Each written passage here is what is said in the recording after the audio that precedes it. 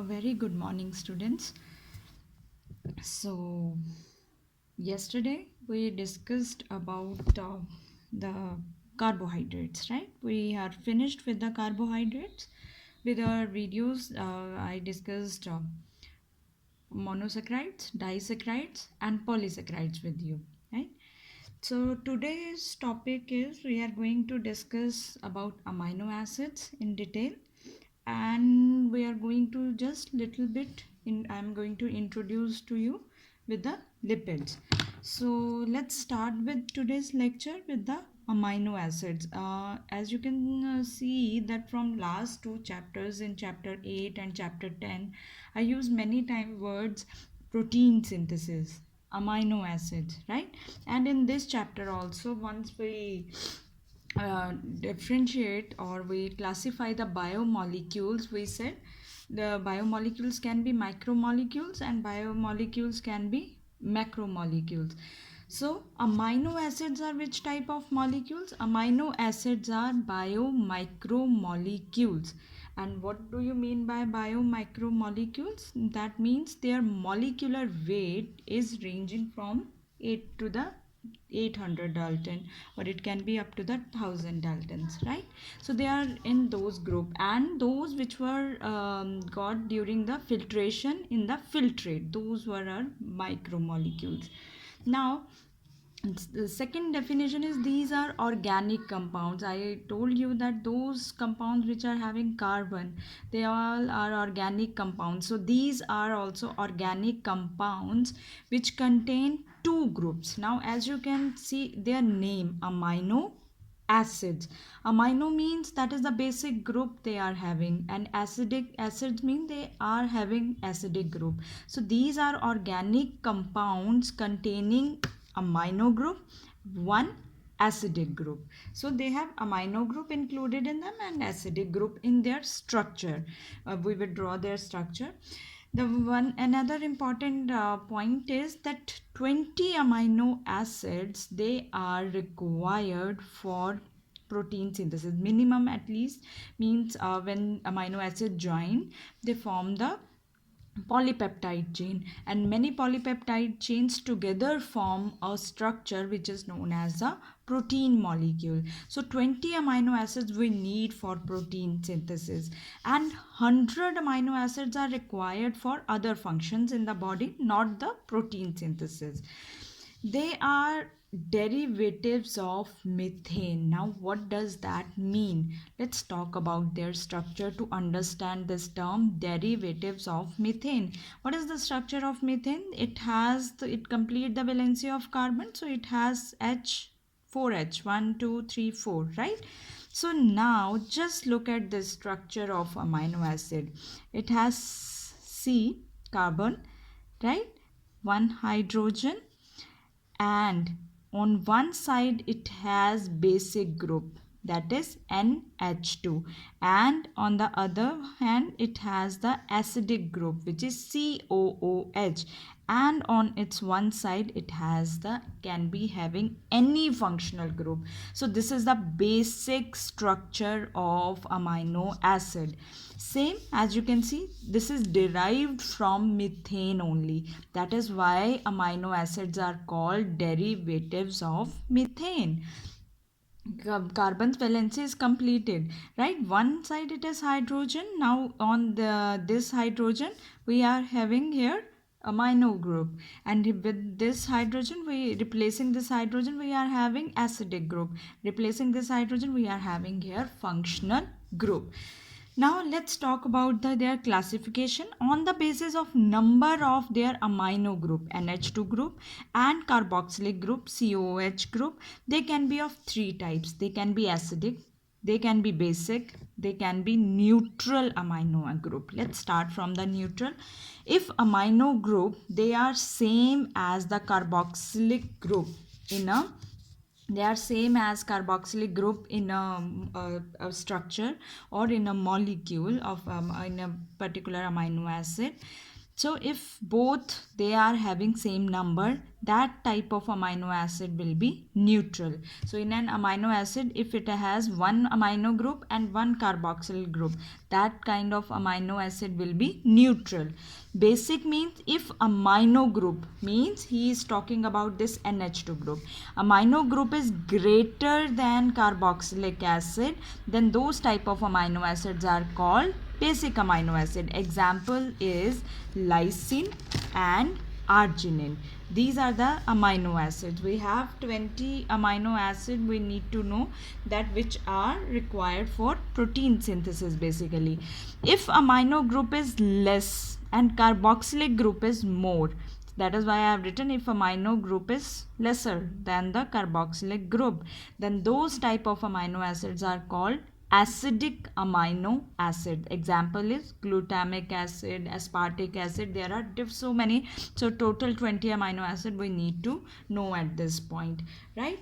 So it can be acidic, it can be basic, it can be neutral depending on the number of amino group and carboxylic group. Now another classification of amino acid is based on their synthesis, means they can be synthesized in the body or not. So on the basis of that, amino acids are of further two types. They are called essential amino acids or non-essential amino acids. Essential, something which is very important or very needed by us, so they must be present in our diet. That is why it is essential. Why it is more essential? Because cannot be synthesized by us. We cannot synthesize essential amino acids. Non-essential, they can be synthesized by our body, so we don't need them from by the external means. So they are required in our diet. So the amino acids can be essential and non-essential. Essential amino acids example is tryptophan. Non-essential can be glutamic acid, aspartic acid, alanine, right? These are the non-essential which can be synthesized by our body, so they are not that essential. We don't need them from outer side. So here you need to know one point here, that is why I specifically write these key points, that these are something little bit different and important.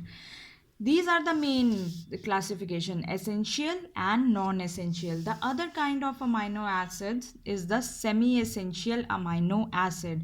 What are these? They are not required in our routine. They are required only during growth and lactation period. What is lactation period? Lactation period means when is body is basically producing milk, or baby is having the milk from the mother. That is the lactation period. So the semi-essential amino acid, especially, so you can see now growth, and where stage growth happens. It happens in the which stage? Toddler stage, or you can say from the early stages of life growth happens. In the baby's growth happens. And lactation period, when mother is feeding her baby, or baby is dependent on the mother, so like that period mother requires semi-essential amino acid. So example is histidine and arginine. These are the semi-essential amino acids. Now here to understand the structure and how we can incorporate them into the amino acids, I have taken three basic examples of amino acids. So three amino acids I have taken the very simple R groups, so that you can put them into the basic structural formula. As you know that one carbon is attached with one side with the amino group and one side with the COH group, and one side it was H. Now here, if it has the H only, this was our functional group, right? In the structure formula, this was our functional group. So here, if in any amino acid this functional group has only H, that is the simplest amino acid, which is called glycine. Glycine is the simplest amino acid which is having the H group, H only. Now there is with this functional group, the other things are same, and this functional group is now having This functional group is represented by methyl, right? There is methyl. So this is called, the example of this is also very simple. This is the example of alanine. Alanine has the structure with the methyl functional group. Now there is another one, same structure, COH NH2, but on the functional group, on the R, they have CH2OH. That is the now alcohol group is attached here, and this is the example, serine. Serine is the having this structure. So we are discussed 3 amino acid, glycine with the functional group. It has not any specific functional group, it has only hydrogen attached to carbon. If it is CH3, then it will be alanine, right? And if there is serine, then it will be CH2OH, right? So that is about the types of amino acids. Now I told you that when we discussed that 20 amino acids, they are required for protein synthesis. It means they are joined and joined together to form a chain, and that chain is attached with some kind of bond. Otherwise, how they are going to attach? So the question comes in mind is, how are amino acid joined? Then only they will form a chain. So amino acid, everything is joined with a bond. It is not a free or structure. So amino acid, sorry to interrupt, as in the carbohydrates we discussed the glycosidic bond. So in amino acid, they are joined with the help of peptide bond. How this peptide bond is formed? Now I'm joining here two basic structure. I'm taking here basic structure of amino acid, and we are going to join them. As you can see, this is the amino group, this is our COOH, this is our acidic group and functional group. Same here, I'm taking another structure, that is, now I have just open it, NH2, right? It is NH2 only. This is the same acidic group and functional group. Now as you can see that water is removed from here, right? And what is left? CONH, and this CONH is called peptide bond. So if you have to write or understand that definition, it is very easy. What is happening? One amino acid, second amino acid. What is involving from the first amino acid? Acidic group. What is involving from the second amino acid? NH2 group. So it is bond. This bond is formed between the amino group of one amino acid and carboxyl group of another amino acid. So this kind of bond is known as your peptide bond. Now here is a few things, very important, I will say, thing that you need to know. As you can see that it is a basic structure, right? Positive charge. It is an acidic structure which can have the negative charge on it. So amino acid, now you have a compound, you have a molecule which is having both positive as well as negative charge. So those kind of structures which have both positive and negative charge with them, that form the zwitterionic structure. Means when you put them into solution, they can be separated out in the form of ions, like NH3 positive, right, and CO negative, like this. So amino acids, they form zwitterionic structure. What is a zwitterionic? Zwitterionic is a molecule that contains an equal number of positively charged functional group and negatively charged functional group. One positive charge, one negative charge.